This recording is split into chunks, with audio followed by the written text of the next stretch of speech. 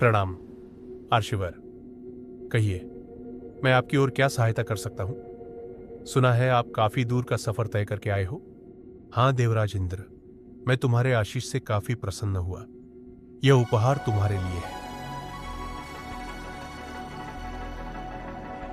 धन्यवाद मुनिवर, मैं इसे अपने गजराज को पहना देता हूं। दुर्वासा आरष्य प्रस्थान करते समय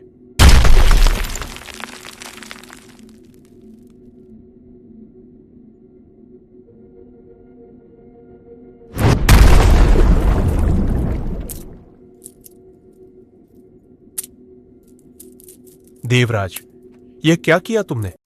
मैंने तुम्हें यह उपहार तुम्हारे लिए दिया था और तुमने उसे अपने गजराज को पहनाकर उसका अपमान किया, और अब देखो तुम्हारे गजराज ने उसे तहस नहस कर दिया। इससे मुझे भी अपमानित होने का अनुभव हुआ है। तुम्हारा यह कृत्य कदापि क्षमा योग्य नहीं है। अब तुम्हें मेरे क्रोध का सामना करना होगा। तुम्हें और समस्त देवताओं को अपनी शक्तियों पर बहुत घमंड है ना? तो लो, मैं तुम्हें और तुम्हारे सभी देवताओं को यह श्राप देता हूं। आज से सभी देव अपनी शक्तियां धीरे धीरे खोने लगेंगे और अंततः वे मृत्यु को प्राप्त होंगे। जैसे ही असुरों को यह समाचार मिलता है, वे सभी पाताल लोक से बाहर निकल आते हैं और स्वर्ग लोक पर आक्रमण करने के लिए निकल पड़ते हैं। और इस दौरान स्वर्ग लोक में सभी देव दुर्बल होकर प्रतीत होने लगते हैं और पृथ्वी लोक में असुरों की विशाल सेना अपना प्रभुत्व जमाने लगती है।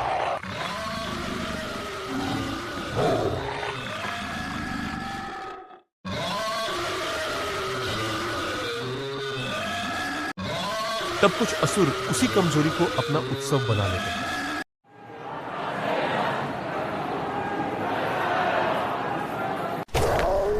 आगे बढ़ो, बढ़ते चलो, आगे बढ़ो, बढ़ते रहो।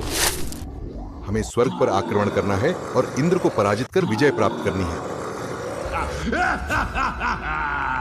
तैयार हो जा इंद्र। दुर्वासा आशी के श्राप के कारण सभी देवता इतने दुर्बल हो चुके होते हैं कि वे असुरों को पराजित नहीं कर पाते। स्वर्ग लोक भी उनके हाथों से निकल जाता है और अंततः सभी देवता भगवान विष्णु की शरण में जाते हैं ताकि उन्हें इस श्राप से मुक्ति का उपाय मिल सके और उनकी खोई हुई शक्तियां पुनः प्राप्त हो सकें।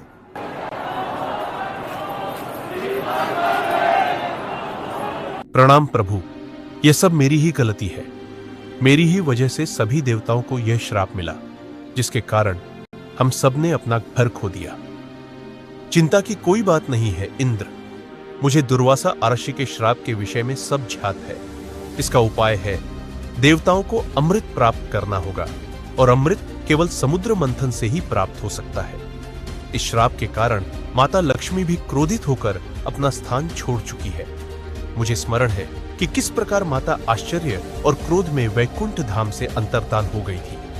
उन्हें पुनः उनके स्थान पर प्रतिष्ठित करने के लिए भी समुद्र मंथन आवश्यक है। इसके लिए हमें असुरों की सहायता भी लेनी होगी। मैं अब स्वर्ग जाकर असुरों से इस विषय में वार्ता करता हूं, और इसमें हमें मेरे प्रिय मित्र शिव की भी अवश्य आवश्यकता होगी। स्वर्गलोक के पश्चात मैं कैलाश की ओर प्रस्थान करूंगा, जहां महादेव के सानिध्य में मार्गदर्शन मिलेगा और धर्म की रक्षा हेतु अगला मार्ग प्रशस्त होगा। जय हो प्रभु, आपकी कृपा से ही धर्म जीवित है, आपकी शक्ति से ही अधर्म का नाश होता है। जय हो प्रभु। आप सभी असुरों को मेरा प्रणाम। मेरा यहां आने का कारण है अमृत। हमें अमृत पाने के लिए समुद्र मंथन करना होगा, जिससे हमें अमरता का वरदान मिलेगा। आप सभी अमर हो जाओगे, और आप सभी अगर मेरे इस निर्णय का समर्थन करते हैं तो आप सभी को इस क्रिया में अपनी अपनी भूमिका निभानी होगी। इस मंथन में हमें मंदराचल पर्वत की भी आवश्यकता होगी और साथ ही भगवान शिव की भी। आप सबके प्रस्थान के पश्चात मुझे कैलाश की ओर जाना होगा। आप सभी मंदराचल पर्वत की ओर प्रस्थान करें। मैं आप सबको वहीं प्रभु शिव के साथ पुनः मिलूंगा। चलिए, मैं आप सभी से अब आज्ञा चाहता हूं।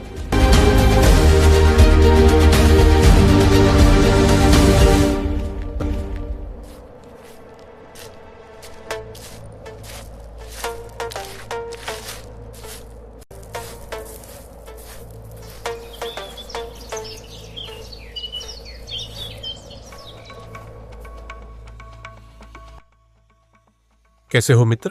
समय आ गया है अपनी शक्तियों का प्रदर्शन करने का। आओ मित्र, मेरे साथ चलो, वार्तालाप चलते चलते करें। मैं जानता हूं तुम यहां क्यों आए हो। अमृत के लिए समुद्र मंथन करना धर्म नहीं है।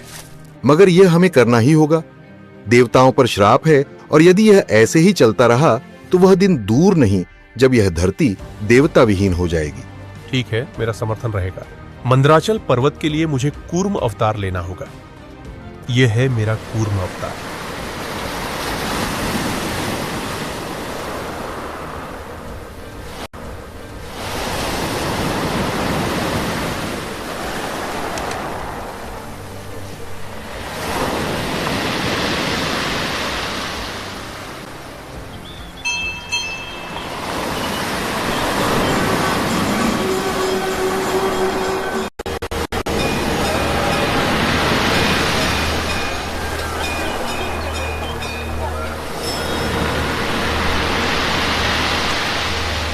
प्रभु, भगवान विष्णु कहाँ है?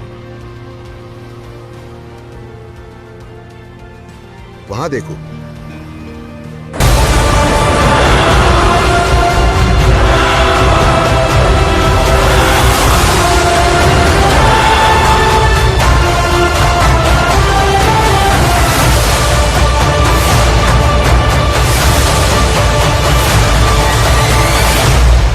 जाओ वासुकी, जाओ।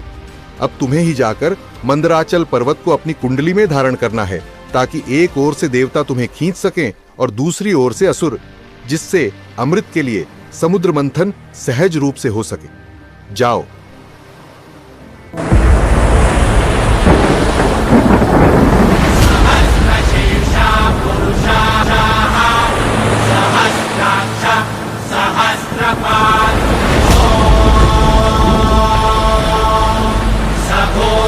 विश्वतो वृत्वा